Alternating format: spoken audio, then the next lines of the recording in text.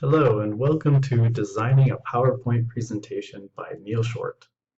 So, who here hates PowerPoint presentations?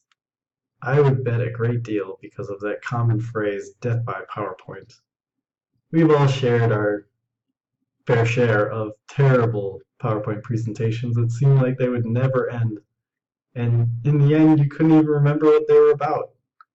So let's get into what makes a good PowerPoint presentation.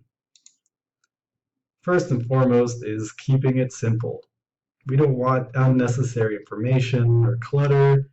That just leads to people not understanding, and having things simple just focuses on what you need to get the information out of it, which is really what we want to use PowerPoint for.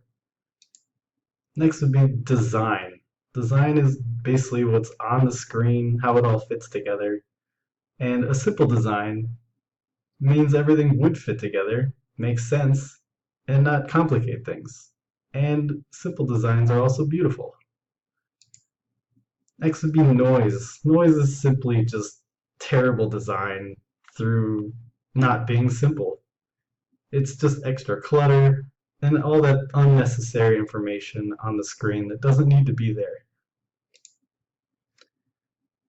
So everything ties into simplicity. Simplicity is the key point that I want to get across. And a simple design is a beautiful design. It can be understood, and it's pleasant to look at. Next is when we get rid of the noise, we can focus on what we really want to and need to get what we want out of that presentation in the first place. And the presenter can get across what he wants to. So by making things simple, life is simple, you can understand it, and you don't waste people's time, and they actually get something out of it. So thank you for watching the presentation, and I hope you can make a presentation that's much better than usual, or you can notice when it's bad. Thank you.